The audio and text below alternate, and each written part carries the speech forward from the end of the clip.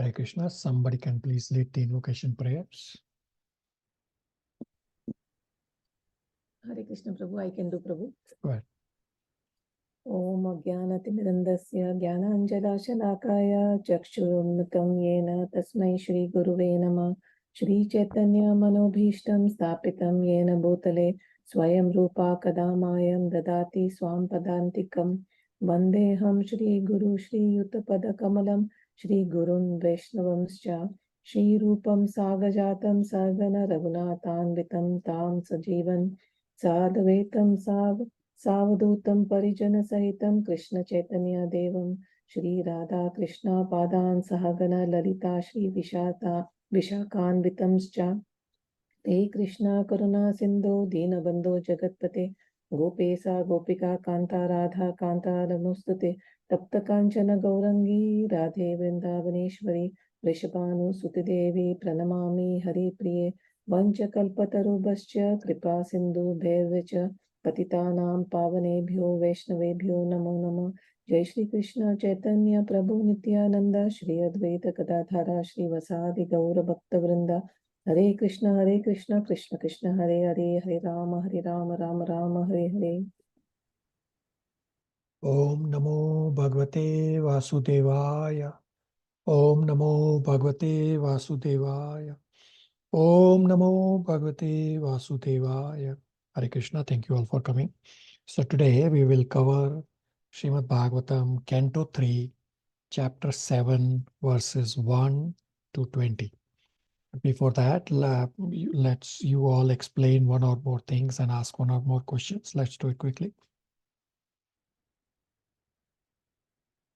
Hare Krishna Prabhuji, regarding the analogy,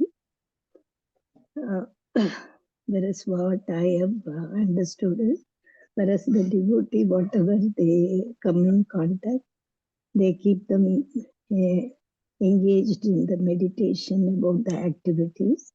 Here the activities of the seed is compared with the devotee's meditation.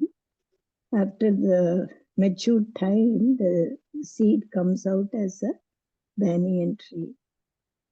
Same way the devotee reaches the Lord's feet, whereas the speculators and scientists, by their speculation, remains in the material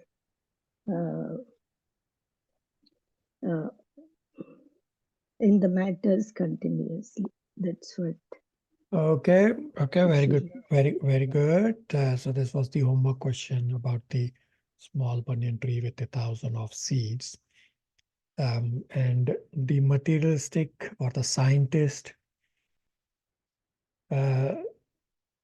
Prabhupada calls them jugglers and magicians, the mundane world. They are actually puzzled by the jugglery of the Lord. Okay, very good. What else? Hare Krishna. Get. Uncle, go ahead, Uncle. Okay. The speculators can never appreciate the simple potency of banyan tree because Lord's inconceivable potency in his transcendental activity, even unknown to the Lord, cannot be understood by the froggish and mundane conceptists. They conclude that God is formless.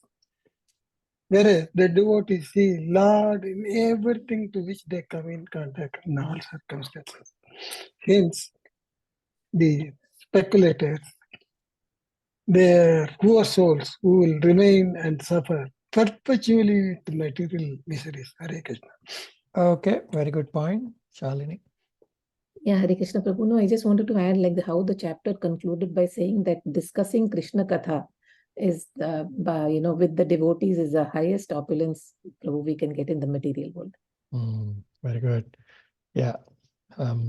Not everybody realizes this opulence, that simply by hearing and discussing Krishna's pastimes, you can purify and go back to Godhead. In today's verses, we'll discuss that it's not only hearing. Somebody simply has an inclination to hear, their purification process will also start. Okay, very good.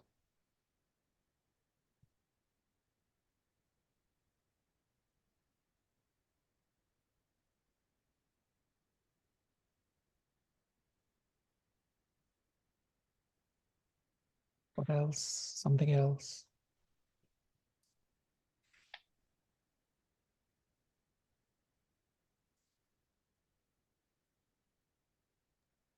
Hare Krishna Prabhu, we also learnt about how the various Varnas were created, Prabhu. Okay, very good. Yeah, so the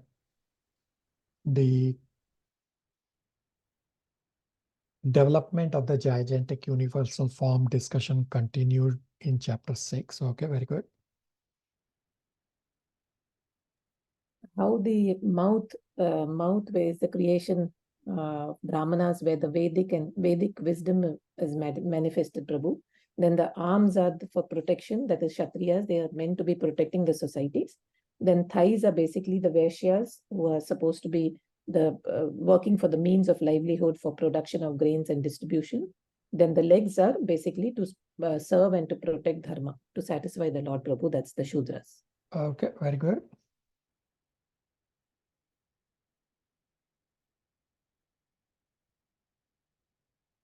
Anybody has anything further to comment, inquire?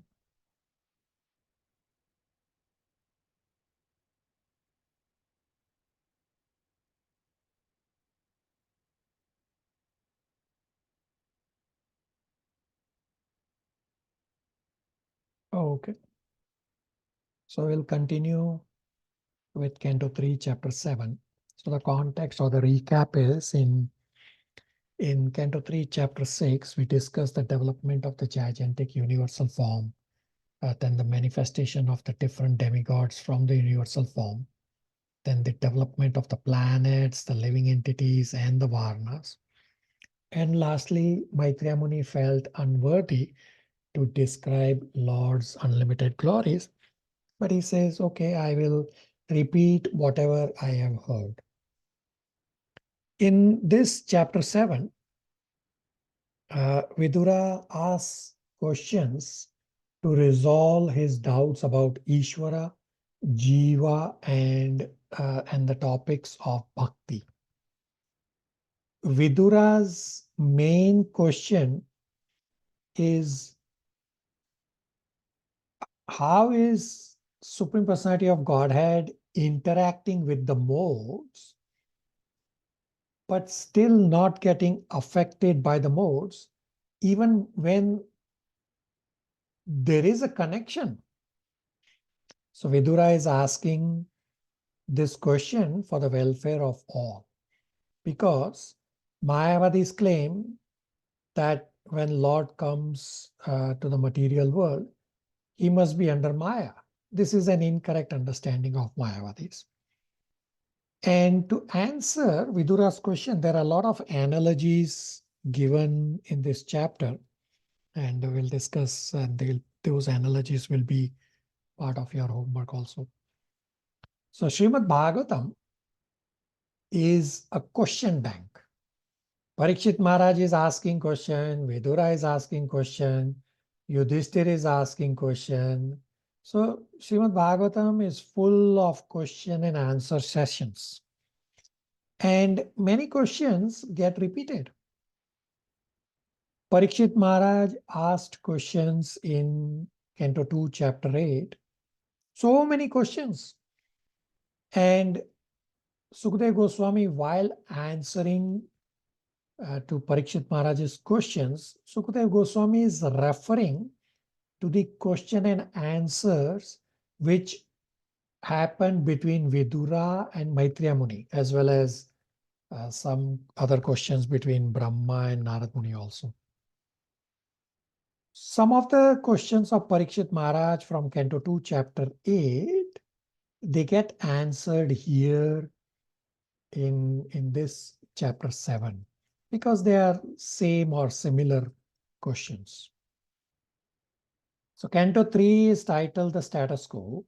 We are in Unit 9, which covers Chapters 5 to 8. Unit 9 is titled Creation Part 1.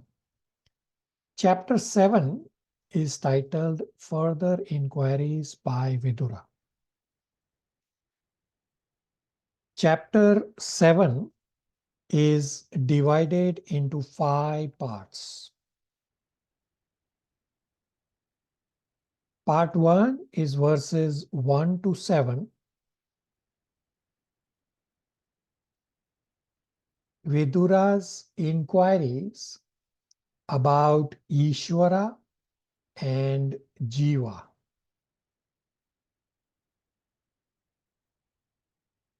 Part 2 is verses 8 to 14. Maitreya Muni dispels all misconceptions about Isvara and jiva and recommends bhakti. Part 3, verses 15 to 20, Vidura shares his heartfelt realizations with Maitreya Muni.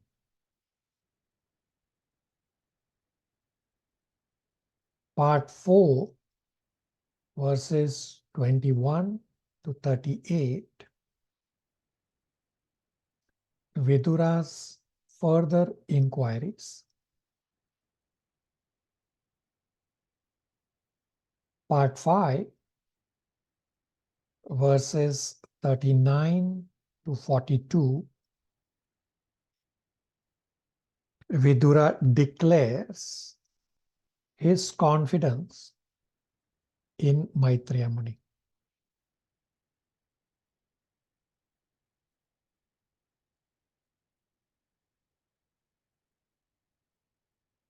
To get the connection of the start of chapter 7, in Canto 3, chapter 5, verses 25 and 26,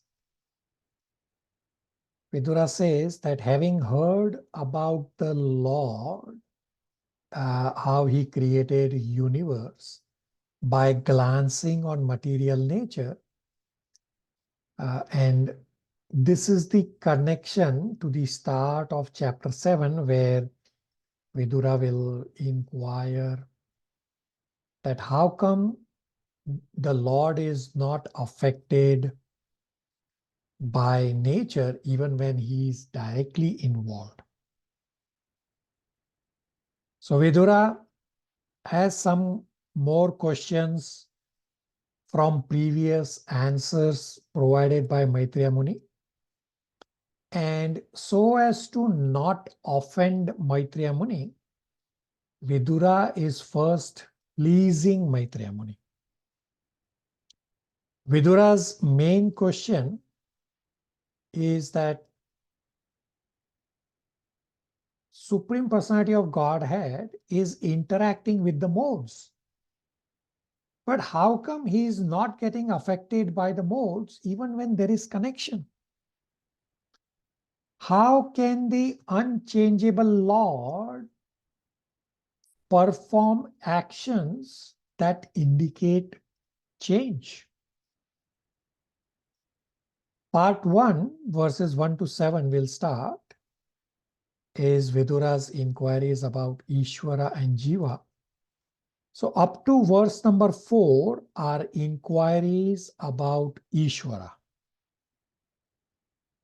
Shalini, if you want to read chapter 7, verses 1 and 2 translations. Yes, Prabhu. Hare Krishna. Chapter 7, text 1, translation. Shri Sukdev Goswami said, O king, while Maitreya, the great sage, was thus speaking, Vidura, the learned son of Dvaipayana Vyasa, expressed a request in a pleasing manner by asking this question. Text 2, translation.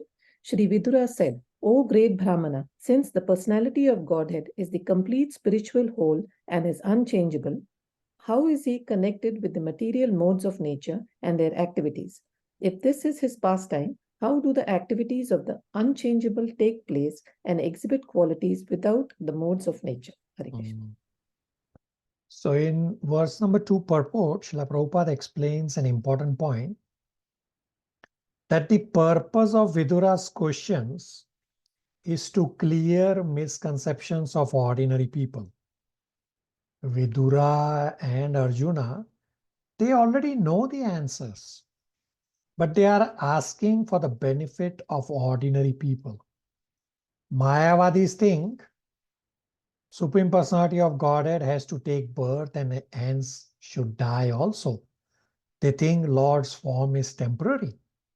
Actually, all forms of the Lord are eternally existing. These are not temporary forms.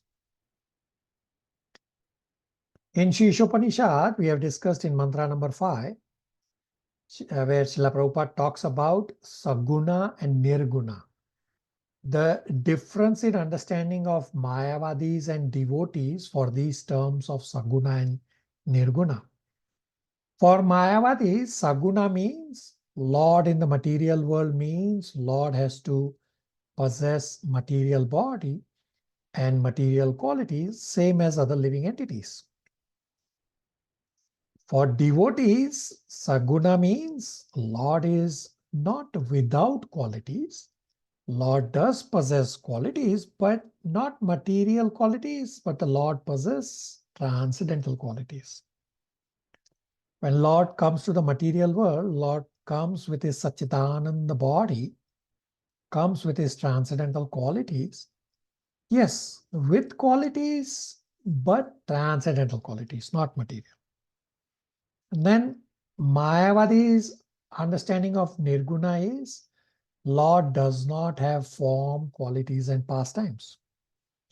Versus devotees' understanding of Nirguna is that Lord is without qualities means Lord is without material qualities. But Lord has transcendental qualities. In Shishopanishad, mantra number 5, Srila Prabhupada has given clear explanation. And here in purport number 2, Srila Prabhupada is repeating those points. Shalini, if you want to read verse number 2, purport, paragraph number 1, faster please. Yes, Prabhu. Hare Krishna. As described in the previous chapter, the difference between the super soul, the supreme Lord, and the living entities is that the activities of the Lord in creating the cosmic manifestation are performed by the Lord through the agency of his multifarious energies. But this manifestation is bewildering to living entities. The Lord is therefore the master of the energies, whereas the living entities are subjugated by them. By asking various questions about transcendental activities, Vidura is clearing the misconception that when the Lord either descends on the earth and in his incarnation or appears himself with his potencies, he too is subjected to the influence of Maya just as an ordinary living entity. This is generally the calculation of less intelligent philosophers who consider the position of the Lord and that of the living entities to be on the same level. Vidura is hearing the great sage Maitreya refute these arguments. The Lord is described in this verse as Chin Matra, or completely spiritual. The personality of God has unlimited potencies to create and manifest many wonderful things, both temporary and permanent. Because this material world is the creation of his external energy, it thus appears to be temporary. It is manifested at certain intervals, maintained for some time, and again dissolved and conserved in his own energy. As described in the Bhagavad Gita 8.19, Bhutva Praliyate. But the creation of his internal potency, the spiritual world, is not a temporary manifestation like the material world, but is eternal and full of transcendental knowledge, opulence, energy, strength, beauties, and glories. Such manifestation of the Lord's potencies are eternal and therefore called nirguna, or free from all tinges of the modes of material nature, even up to the mode of material goodness. The spiritual world is transcendental even to material goodness and thus is unchangeable. Since the Supreme Lord of Supreme Lord of such eternal and unchangeable qualities is never subjugated by anything like material influence, how can his activities and form be conceived to be under the influence of illusory Maya, as in the case with the living entities? Hare Krishna. Further, in verse number 2 purport, we'll read shortly. Srila Prabhupada explains the analogy of a juggler or magician performing many wonders, and the analogy of the king visiting a prison house. King gives order that so many prisoners be released. Ignorant person may think that when the king comes out of the jail means that king has done something wrong and is now being released from prison. But actually, king may visit prison house to just inspire prisoners to get out of their sinful activities. Similarly, Supreme Personality of Godhead visiting material world is not affected by the material laws. And Srila Prabhupada concludes in the purport with the Bhagavad Gita 9.11 verse, Abhijananti Mamuda, that foolish people deride me when I descend in the material world. That's 9.11 verse Krishna is saying. Uncle, if you want to read verse number 2 purport, paragraph number 2, which starts with a juggler or magician. Hare Krishna. A juggler or magician displays many wonders with his acts and arts. He can become a cow by his magical tactics, and yet he is not that cow. But at the same time, the cow displayed by the magician is not different from him. Similarly, the material potency is not different from the Lord because it is an emanation from him. But at the same time, that manifestation of potency is not the Supreme Lord. The Lord's transcendental knowledge and the potency always remains the same. They do not change. Even when displayed in the material world, as stated in Bhagavad Gita, the Lord descends to the earth by his own internal potency, and therefore there is no question of his becoming material contaminated, changed, or otherwise affected by the modes of material nature. The Lord is Saguna by his own internal potency, but at the same time, he is Nirguna, since he is not in touch with the material energy. The restrictions of the prison's house are applicable to prisoners who are condemned by the king's law. But the king is never affected by such implications, although he may visit the prison house out of his goodwill. In the Vishnu Purana, the 6 opulences of the Lord are stated to be non-different from him. The opulences of transcendental knowledge, strength, opulence, potency, beauty, and renunciation are all identical in the personality of Godhead. When he personally displays his opulences in the material world, they have no connection with the modes of material nature. The very word chin matratva, chin matratva, is the guarantee that the Lord's activities are always transcendental. Even when displayed in the material world, his activities are as good as the Supreme Personality God himself. Otherwise, liberated devotees like Sukadeva Goswami would not have been attracted by them. Vidura inquired how the Lord's activities can be in the modes of material nature, as is sometimes miscalculated by persons with poor fund of knowledge. The invariety of the material qualities is due to the difference between the material body and the spiritual soul. The conditioned soul's activities are displayed through the medium of the modes of material nature, and therefore perfected in appearance. However, the Lord's body and the Lord himself are one and the same. And when the Lord's activities are displayed, they are certainly non-different from the Lord in all respects. The conclusion is that the persons who consider the Lord's activities material are certainly mistaken. Hare Krishna. Questions, comments, realizations?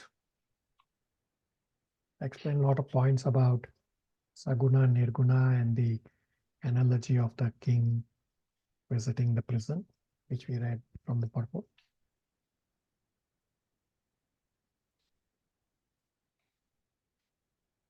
Would Okay. you please explain this chin matratva?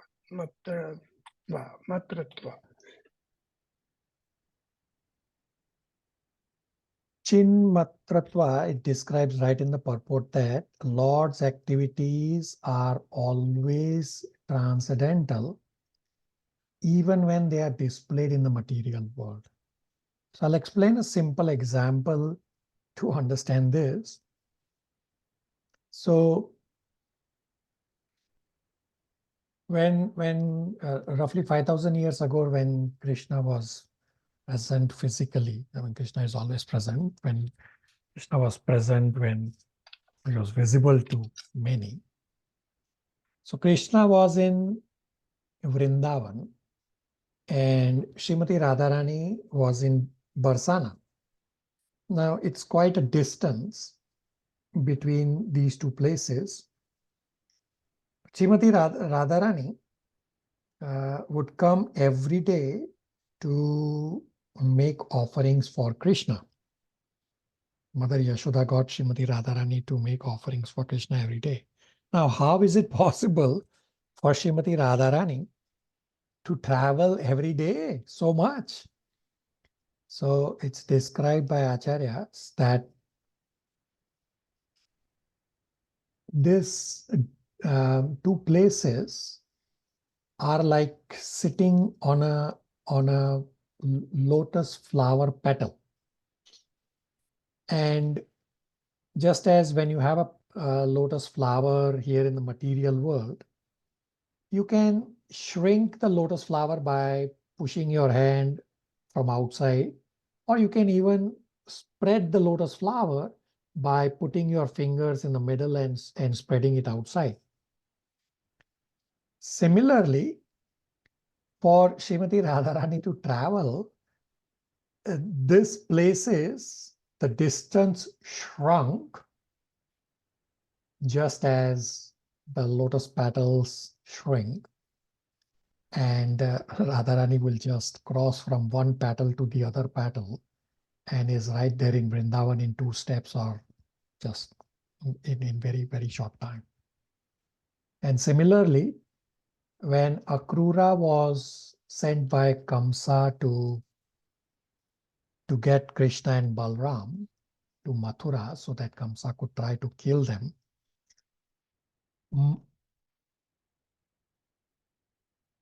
Akrura was traveling on a chariot. It would have taken him about an hour to reach there from Mathura to Vrindavan. But it took Akrura more than 12 hours to reach there because Akrura was remembering Krishna all the time during his journey. So Krishna wanted Akrura to have this in his mind. Akrura is also a pure devotee. And simultaneously, Krishna was enjoying the Ras Leela with gopis. So Krishna wanted to expand the time. So in the material world, for us, we cannot expand or contract the time. But Krishna in the material world, the energy, the time is also an energy of Krishna, is working under Krishna. So for that portion in the material world, the time was expanded. Therefore, it took Akrura 12 hours to reach from point A to point B, even though it should have taken him an hour or so. Therefore, Prabhupada explained, Chin Matratva means that Lord's activities are transcendental, even if they are displayed in the material world. Does that help you? Yes, Prabhuji. Thank you. Hare Krishna, Prabhu. Hare Krishna. I had a question. Mhm. So, Prabhu, when the Lord descended 5,000 years ago, of course, we know that the demigods and, Nand Maharaj and the cowherd boys, all of them descended. But what about the other people in Vrindavan? It's because of the karmic credit that they were there present at that time, and then, in association of the Lord, or just by the, seeing the Lord, they all got liberated, Prabhu. There would be many other living entities also, no, Prabhu? So we have discussed this before, that all these Yadus and Vrishnis, meaning all these family members, they all are direct associates of Krishna in the spiritual world, and they came before or together with Krishna to help Krishna in his pastimes. And all the Yadus went back with that seemingly curse, although it was not a curse, it was a magical performance of the Lord of show of anger, where they fought with each other and went back. The current Vrajvasis, they are all pure devotees, even animals. They are here from the spiritual world. They are here for us to learn from them. So those Vrajvasis in human form, they are pure devotees. And those in the Vrajvas who are in the animal form, they add little bit of some leftover karmic credits. Therefore, they are in that animal form. So we know that in animal form, the jiva only exhausts the karmic credit. It does not create new karmic credit like how we create in the human form. Does that help you? Yes, Prabhu. All the people right now who are in Vrindavan, all of them are liberated souls, Prabhu. Not all of them, right? Not all of them. So Vrindavan has become a commercial place. So you cannot say those who are running business, they are pure devotees. No, they are not. But there are many who are simply focused on spirituality. There are many devotees there. It does not mean, I'm not referring to spiritual masters and sannyasis. No, they are anyway pure devotees, but there are many other who are only focused on devotional services. Those are all pure devotees. Thank you, Prabhu. Okay. So we are on Canto 3, Chapter 7, verse number 3 now. Radha Shakti, verse number 3, translation. Hare Krishna Prabhuji. Text number 3. Boys are enthusiastic to play with other boys or with various diversions because they are encouraged by desire. But there is no possibility of such desire for the Lord because he is self-satisfied and detached from everything at all times. So desire is the impetus for play. Therefore, child is developing the desire to play with others. But impetus for Lord's pastimes is not motivated by any external source, because initially Lord was the only person. Hence, there was no one to see for motivation. Therefore, the impetus for Lord's pastimes is different from the child's play, where the child has a desire when he sees some other children playing. Lord is associating with himself. Ordinary people don't know that gopis are expansions of Srimati Radharani. Means gopis are Krishna's expansions, because Srimati Radharani is also expansion of Krishna to satisfy Krishna's pleasure potency. So that Lord expanded to Srimati Radharani and then to gopis means Lord is enjoying with himself.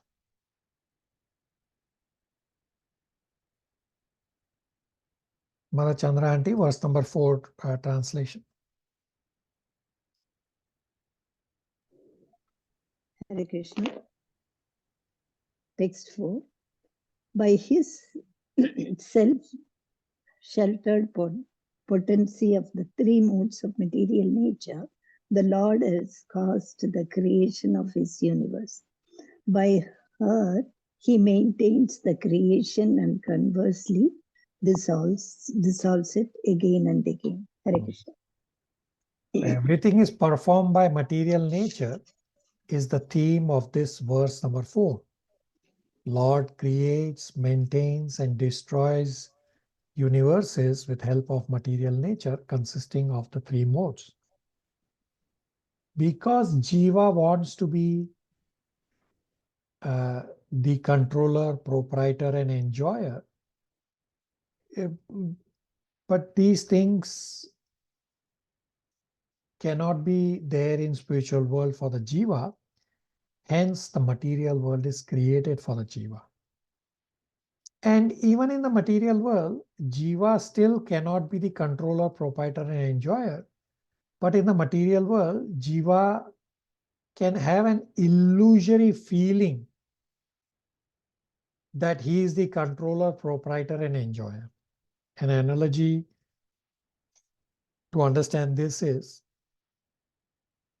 father keeps the child on a lap while driving the car, and the child thinks that the child is driving the car. This is all out of illusion for the child. Similarly, jiva in the material world thinks himself as the master is illusion, because even in the material world, Lord is still supreme. So up to here, verse number 4 are the inquiries about Isvara. And verse number 5 and 6 are inquiries about jiva, that jiva is pure. So how jiva becomes degraded and engaged in nescience? Is our Aditi able to read verse number 5 translation? Hare Krishna, Prabhu. Both Aditi and Kalyani aren't available, Prabhu. I would read on their behalf. Is that okay? Yeah, go ahead. Prabhu? Yeah, go ahead. The pure soul is pure consciousness and is never out of consciousness, either due to circumstances, time, situations, dreams, or other causes. How then does he become engaged in nescience? Hare Krishna. So we will soon read the purport.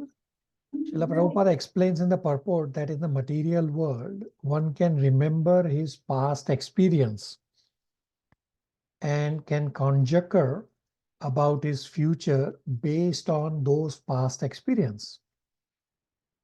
Then how did jiva become forgetful of his real identity as a pure soul, plus identify with matter, unless the jiva is influenced by something beyond himself?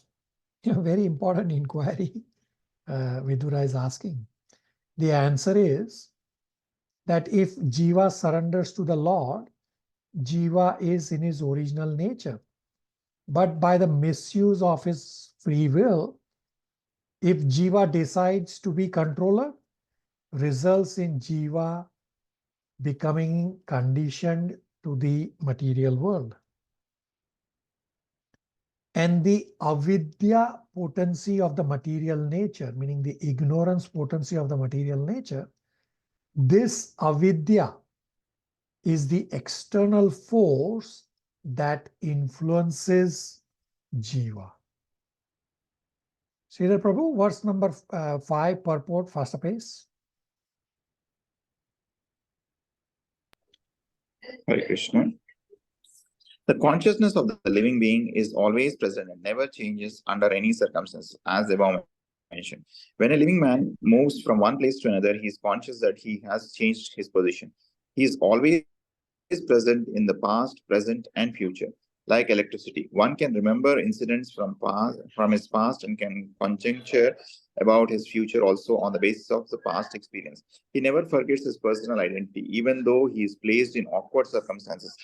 How then can the living entity become forgetful of his real identity as a pure spirit soul and identify with matter unless influenced by something beyond himself?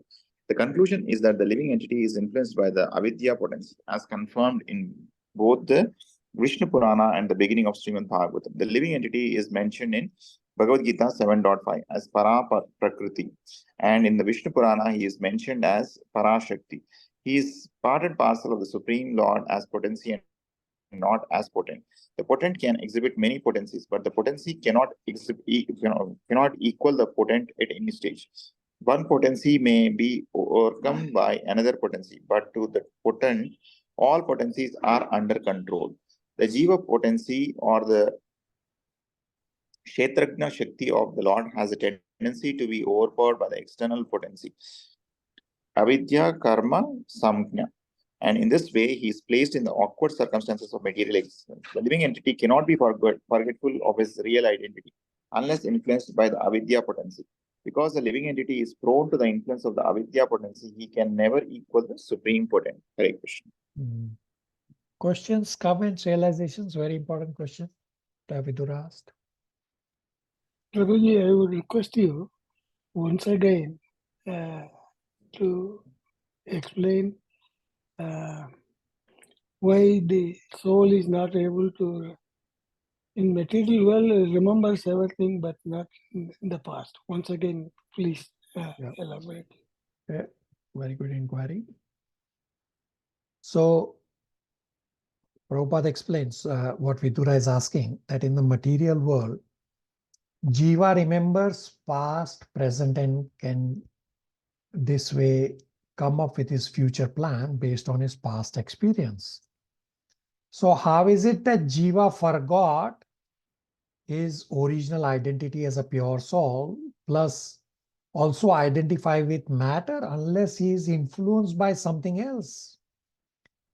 And Prabhupada explains in the purport that yes, it is the avidya potency of the material nature that influences the jiva. But what's the starting point? The starting point is the misuse of the free will by the jiva, where the jiva became envious of Krishna and saying, no, I also want to become controller and enjoyer.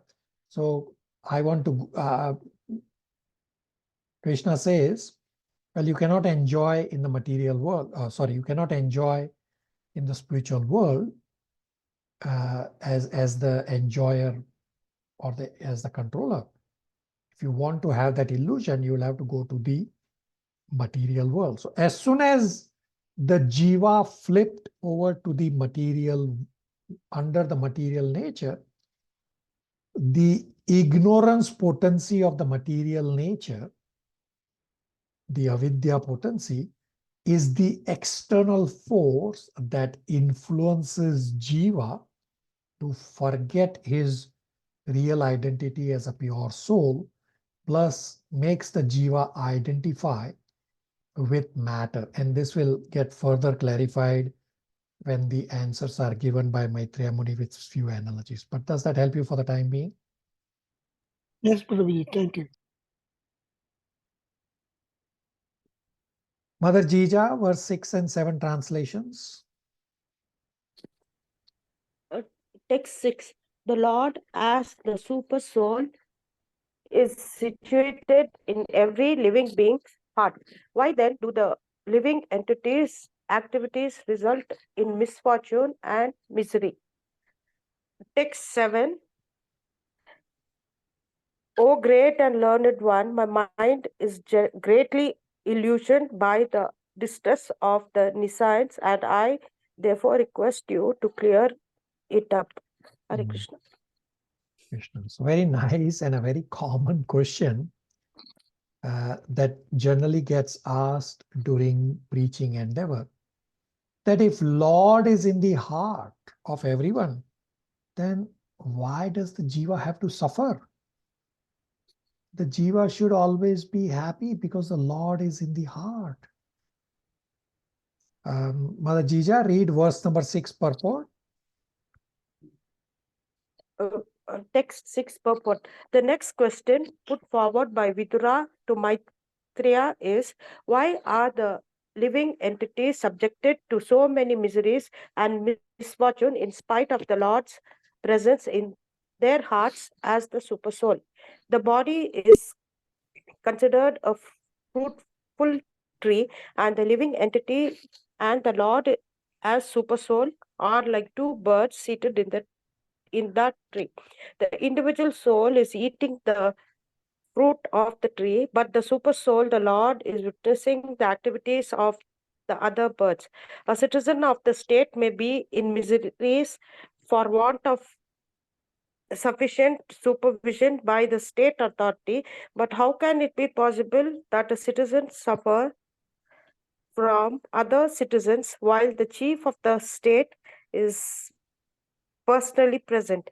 From another point of view, it is understood that the jiva, living entity, is qualitatively one with the Lord, and thus his knowledge is the pure state of life cannot be covered by nescience, especially in the presence of the Supreme Lord.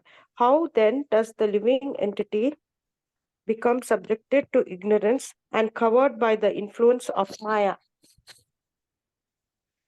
The Lord is the father and protector of every living entity, and he is known as the Bhuta or the maintainer of the living entities. Why then should the living entity be subjected to so many sufferings and misfortunes?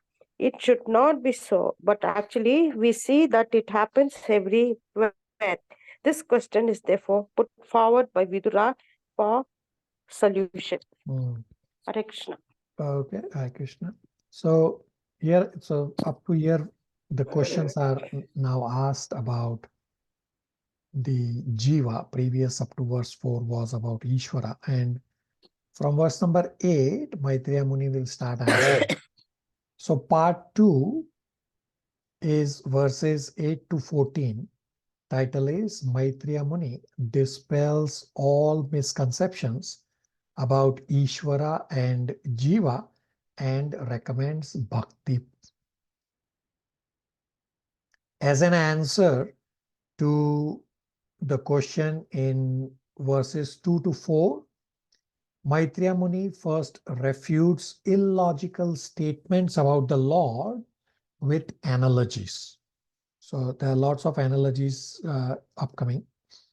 Chandran Prabhu, verse number 8 and 9 translations. Hare Krishna.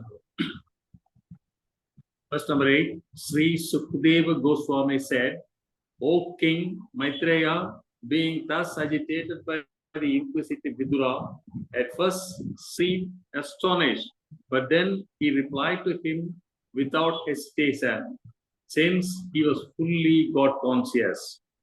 Verse number 9, Sri Maitreya said, certain conditioned souls put forward the theory that the Supreme Brahman or the personality of Godhead is overcome by illusion or Maya, and at the same time they maintain that he is unconditioned. This is against all logic. Hare Krishna. Hare Krishna.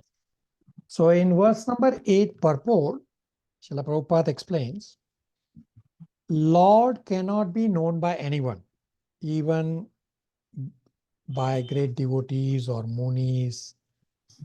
They cannot know. They, demigods, munis, they all get bewildered. No one can understand the Lord's greatness fully. But anyone who is a devotee of the Lord knows about the Lord to a certain extent, and devotional service to the Lord makes him able to know everything by the grace of the Lord. There is no logic to what people are saying about the Lord is conditioned or not conditioned, because Lord is independent. Maya is Lord's potency, and one cannot understand Maya by logic. It is very difficult to understand the Maya potency of the Lord by logic. Various Acharya commentaries make it simple to understand these points, even if one does not have a strong Vedic background. The first analogy is the analogy that the sun is never influenced by darkness, even when darkness is coming from the sun.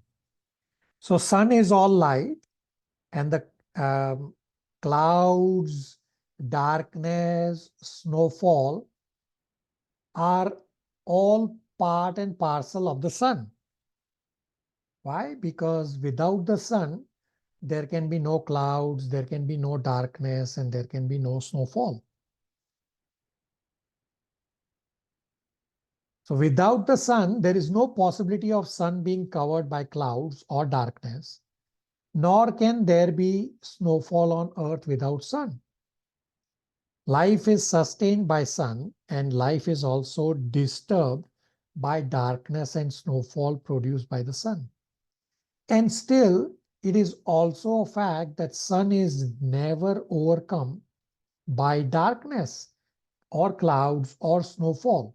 Sun is far away from such disturbances. Only those people with poor fund of knowledge think that the sun is covered by darkness or cloud. Similarly, Supreme Personality of Godhead is always unaffected by influence of material energy, although material energy is one of the energies of the Lord. Thus, there is no reason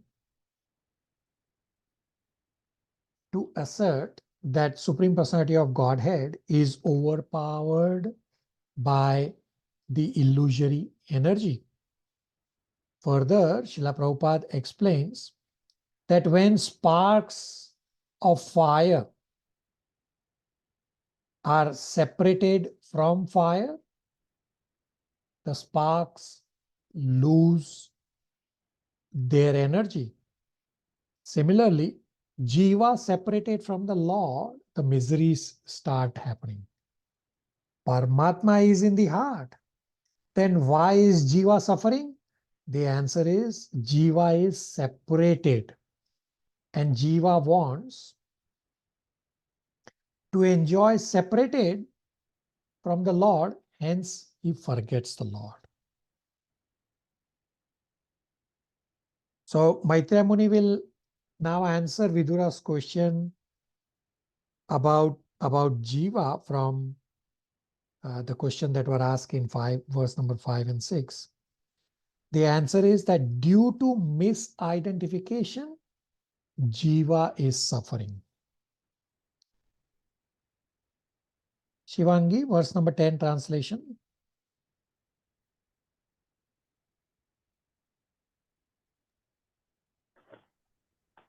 Hare Krishna. The living entity is in distress regarding his self-identity. He has no factual background like a man who dreams that he sees his head cut off. This head cut off analogy is a little funny. So this analogy of the man's head being cut off,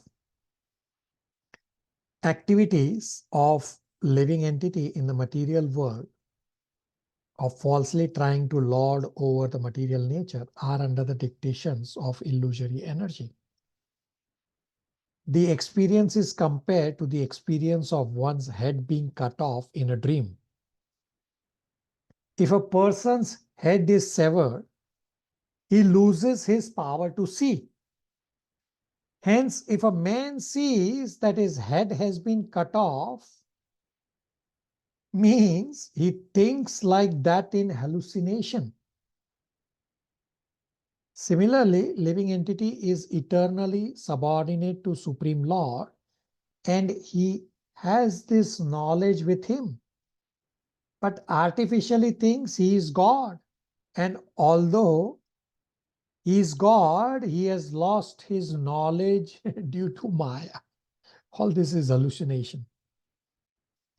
This concept has no meaning, just as there is no meaning to seeing one's head being cut off in a dream. The so-called liberation of thinking oneself to be God is that the last reaction of avidya by which the living entity is entrapped. Living entity is illusioned in many ways. Even his servitude under the spell of illusory Maya is also manifestation of his eternal condition of service, is just perverted. That instead of serving Lord, the jiva is serving his body, senses, family, nation, etc. All these isms. Because living entity has rebelled against the service of the Lord, he is put under the service of Maya. When the jiva wants to get out of the service under material bondage, he next desires to be one with God. And this is actually also an illusion. Best course is to just surrender to the Lord and thus get rid of the illusory Maya for good.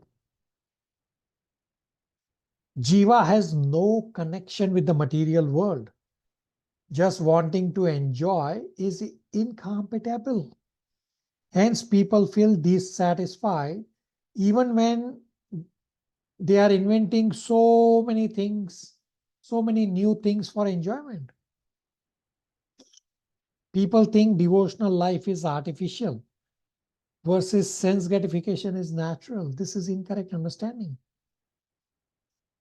Going to temple, reading Bhagavad Gita, doing devotional service is artificial, is what materialistic people think. But Srila Prabhupada says, all these are natural for the soul.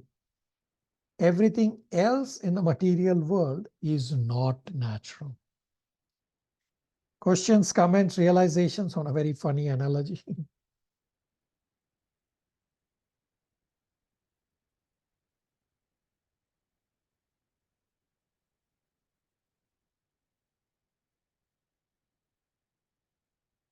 Shivangi, verse number 11, continue. Another analogy of the moon trembling in the water is given here. Hare Krishna. As the moon reflected on water appears to the seer to tremble due to being associated with the quality of the water, so the self associated with matter appears to be qualified as matter. The Supreme Personality of Godhead is compared to moon, and the living entity is compared to the reflection of moon in water. Moon in the sky is fixed and does not tremble like the moon reflected in water, where the moon trembles in water. Because moon being associated with water in reflection, the reflection appears to be trembling, although actual fact is that the moon is fixed. The reflection of moon on water is separated rays of moon, not the actual moon. Separated parts and parcel of the Lord entangled in water of material existence have this trembling quality, whereas Lord is actual moon, which is not at all in touch with the water. The trembling quality of the moon reflected in the water is also variable. When water is standing still, there is no such shaking or trembling. Therefore, one should not accept reflection of moon in the water as actual moon and should not misunderstand the whole situation through monistic philosophy. A more settled conditioned soul, he is shaken less compared to materialistic people. But due to material connection, the shaking or the trembling quality is more or less present everywhere.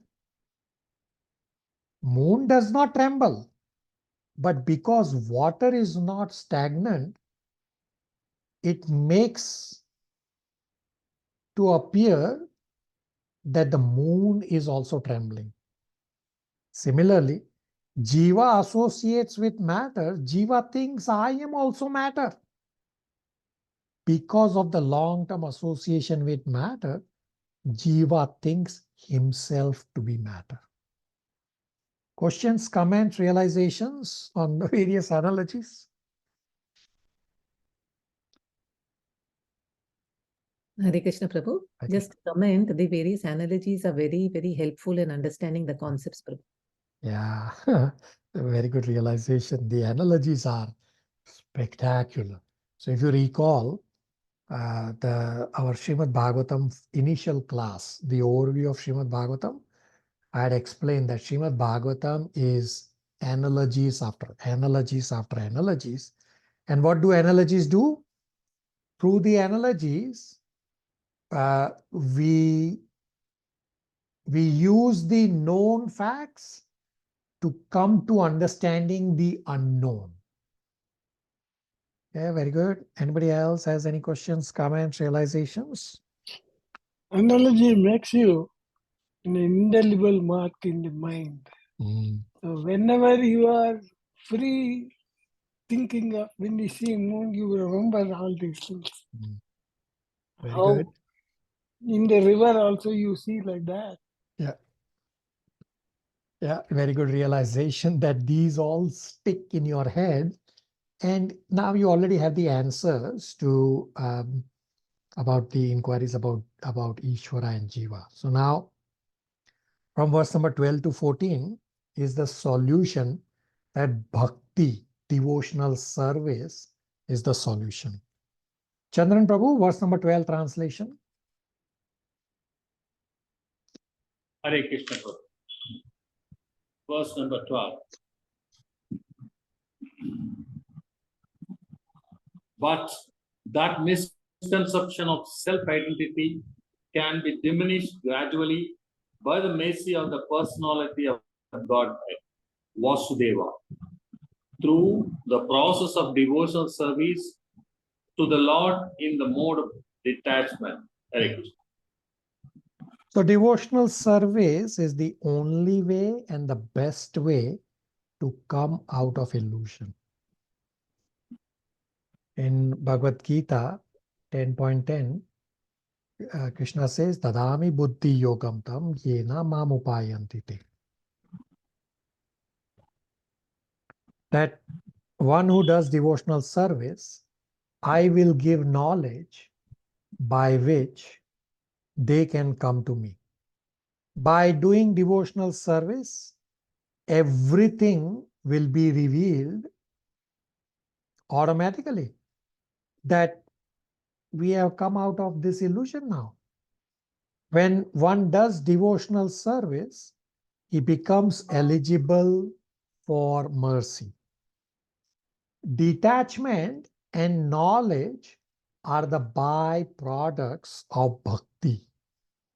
This point about detachment and knowledge as the byproducts of bhakti will get covered in later part of Canto 3 when Lord Kapila will explain to his mother Devahuti about devotional services. There's a whole chapter on this point.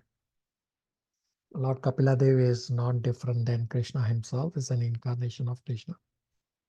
So knowledge without devotional service is useless labor. Srila Prabhupada making a nice statement that service is very important. Reading Vedas, Upanishads is not enough. Rather, devotional service is the main thing. Simply knowledge is not enough. But if one does devotional service, knowledge becomes automatically known, and knowledge is the byproduct. Radha Shakti, verse 13 translation. When the senses are satisfied in the seer super soul, the personality of Godhead, and merge in him, all miseries are completely vanquished as after a sound sleep. So anyone goes into deep sleep at night, he forgets everything. He forgets his own identity. He even forgets the loss of a loved one, the loved one that he has lost just during the daytime. When one utilizes the senses in service of Supreme Personality of Godhead, then all miseries are vanquished, just as when one forgets everything in sleep. Senses cannot be stopped. Rather, we should engage our senses in service of the Lord. The analogy of a mischievous child is relevant here, that the mischievous activities of the child cannot be stopped. Rather, engage the child in some nice engagement so that the child automatically stops mischievous activity. If we do not engage senses in service of the Lord, naturally, senses will engage in sinful and sense gratification activities. Verse number 14 is a very popular and a very famous verse, which I described briefly at the start today, about the inclination to hear Srimad Bhagavatam. That simply having an inclination to hear Srimad Bhagavatam can benefit. Then what to speak about those who are actually hearing Srimad Bhagavatam and actually doing devotional services? Sridhar Prabhu, verse number 14, translation.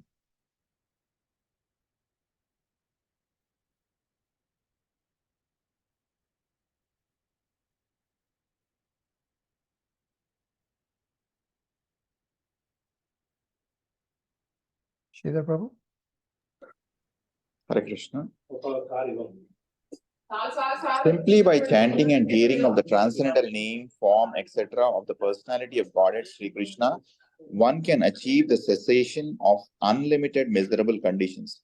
Therefore, what to speak of those who have attained attraction for serving the flavor of the dust of the Lord's lotus feet? Hare Krishna.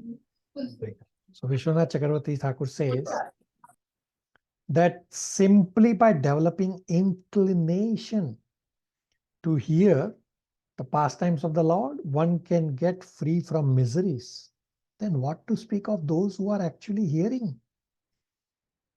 Inclination to hear Srimad Bhagavatam, that even before actually hearing Srimad Bhagavatam, the miseries start to diminish. What to speak that when you actually start hearing Srimad Bhagavatam? All this is the starting point of the sadhana bhakti. That just start hearing, even though I am not yet steady in my sadhana bhakti, but miseries will start to diminish and start to not affect as the miseries have been affecting before. And then what to speak of those who are at the asakti, ruchi, bhava and prema stages? They are constantly rendering services. In purport, Srila Prabhupada says that there are two paths. One is the Gyan path and another is directly engaging in devotional service, meaning the Bhakti Yoga path. So for the past 3-4 verses, Maitreya Muni is glorifying bhakti. Maitreya Muni is recommending the path of bhakti, and Maitreya Muni is not recommending Gyan path. Before Maitreya Muni met Lord Krishna and Uddhava, where Maitreya Muni directly heard the Uddhava Gita from the Lord, before that time, Maitreya Muni was practicing Gyan path. But because of Agyat Sukruti, he got an accidental fortune to meet the Lord and hear directly from the Lord.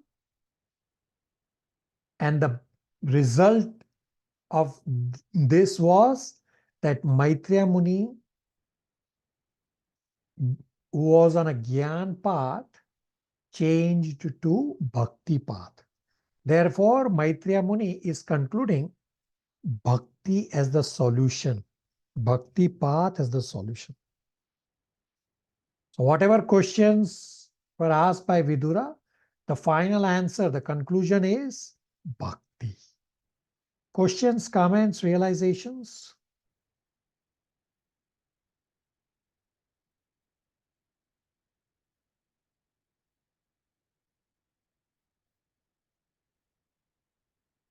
Part 3 is verses 15 to 20. Vidura shares his heartfelt realizations with Maitreya Muni. Uncle, read verse 15 and 16 translations. They are straightforward.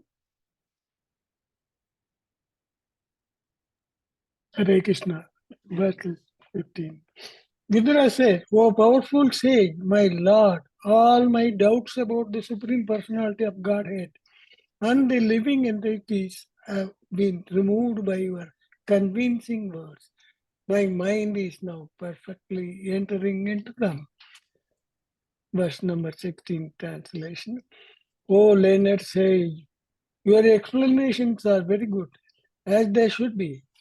Disturbances to the conditioned soul have no other basis than the movement of the external energy of the Lord." Hare Krishna. Okay, very good. So Vidura says, all my doubts about the Lord and the jiva are cut off by the weapon of your convincing words. And Vidura says, you have accurately explained that the Lord's external energy is the cause of jiva's disturbance. Conditioned souls attempt to become one with the Lord is the last snare of Maya. Mother Chandra Aunty, verse 17 translation, another funny point in verse number 17. Text 17, Hare Krishna. Both the lowest of fools and he who is transcendental to all intelligence enjoy happiness, whereas persons between them suffer the material pangs. Hare Krishna. So fools enjoy because for them ignorance is bliss, or those who are elevated, they enjoy. Everybody else in between these two extremes, they suffer. So Srila Prabhupada gives the example of Indra becoming a hog to explain the point about the fools enjoy. So Indra became a hog and he's eating stool, and Brahmaji came and told to this Indra in the hog body, come on, give up the hog body and you are Indra, you are the king of demigods. And the hog said, meaning Indra in the hog body, no, no, no, no, I am enjoying, I like to eat stool. Shalini, read 17 purport, faster pace. Hare Krishna. The lowest of fools do not understand material miseries. They pass their lives merrily and do not inquire into the miseries of life. Such persons are almost on the level of the animals, who, although in the eyes of superiors, are always miserable in life and unaware of the material distresses. A hog's life is degraded in its standards of happiness, which entails living in a filthy place, engaging in sex enjoyment at every opportune moment, and laboring hard in struggle for its existence. But this is unknown to the hog. Similarly, human beings who are unaware of the miseries of material existence and are happy in sex life and hard labor are the lowest of the fools. Yet, because they have no sense of miseries, they supposedly enjoy so-called happiness. The other class of men who are liberated and are situated in the transcendental position above intelligence are really happy and are called paramhamsas. But persons who are neither like hogs and dogs, nor at the level of the paramhamsas, feel the material pangs, and for them inquiry about the supreme truth is necessary. The Vedanta Sutra says, Ahato Brahma Jigyasa. Now one should inquire about Brahman. This inquiry is necessary for those who are in between the Paramhamsas and the fools, who have forgotten the question of self-realization in the midst of life in sense gratification. Hare Krishna. Questions, comments, realizations?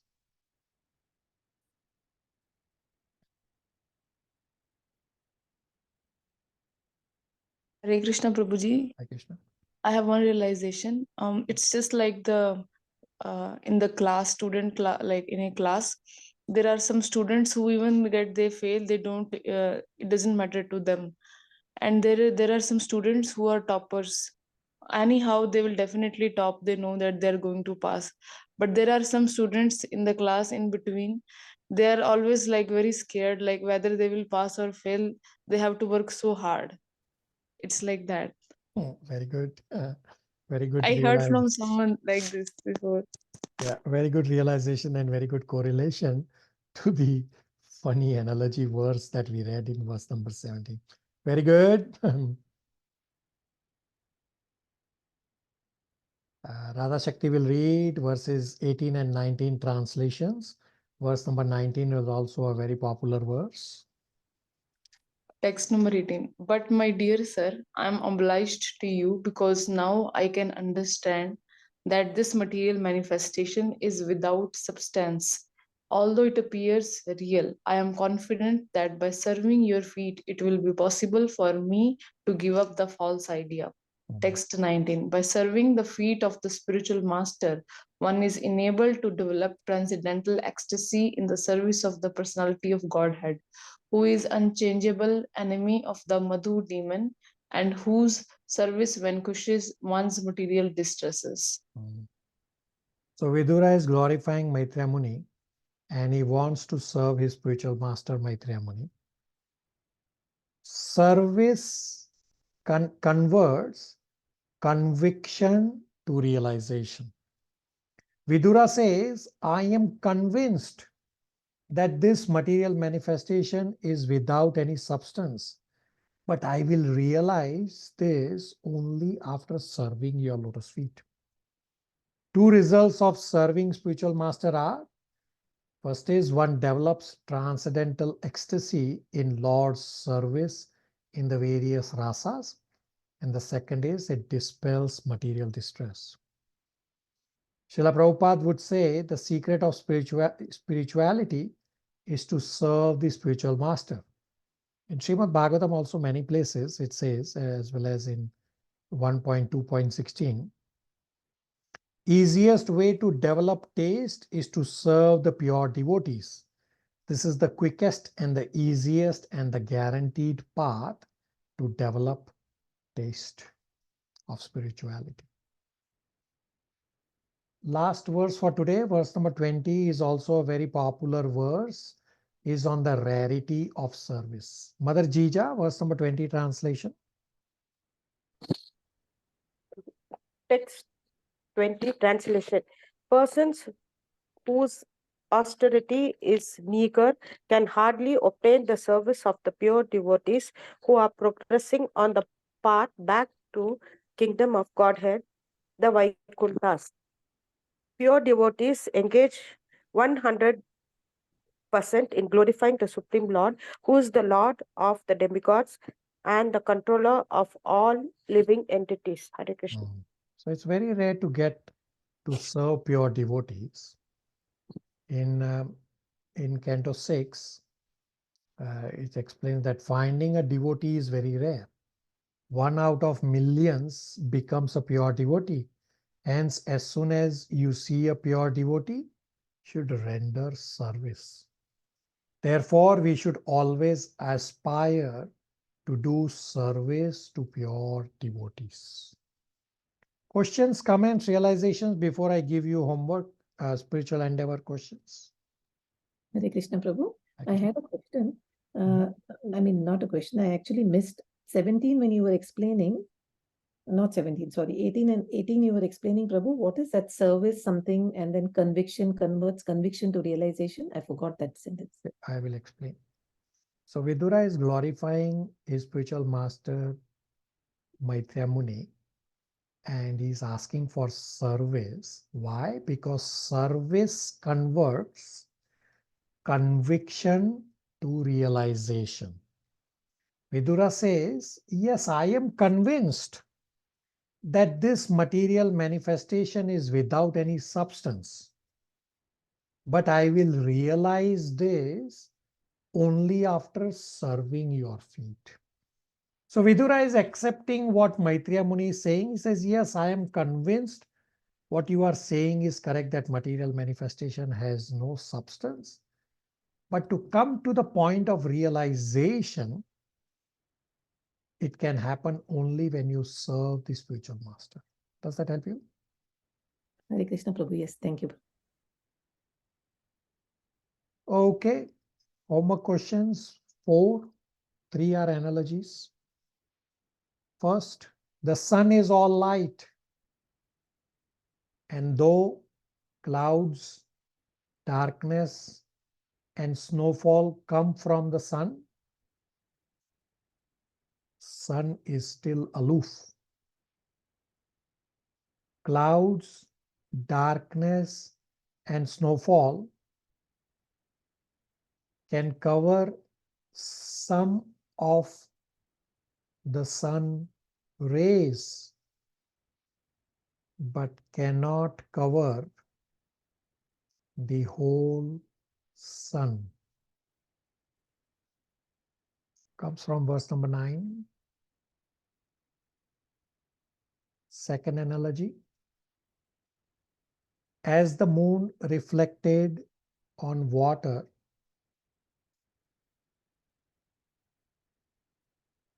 appears to tremble due to being associated with quality of water, so the self associated with matter appears to be qualified as matter.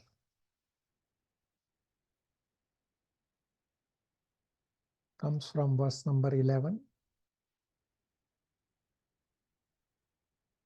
Third analogy. Artificially stopping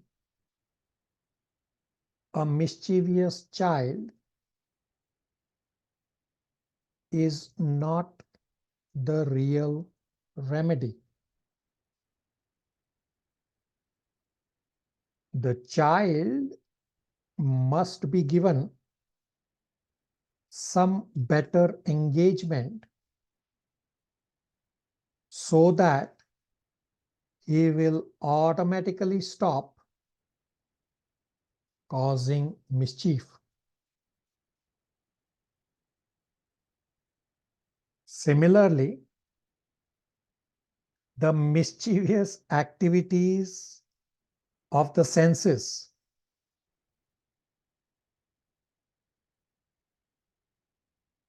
can be stopped only by better engagement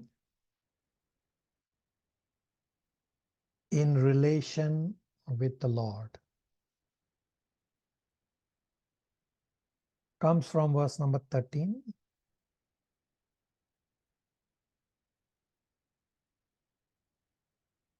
Fourth is, you must have already read this chapter 7, otherwise read rest of chapter 7, is straightforward questions, plus read chapter 8.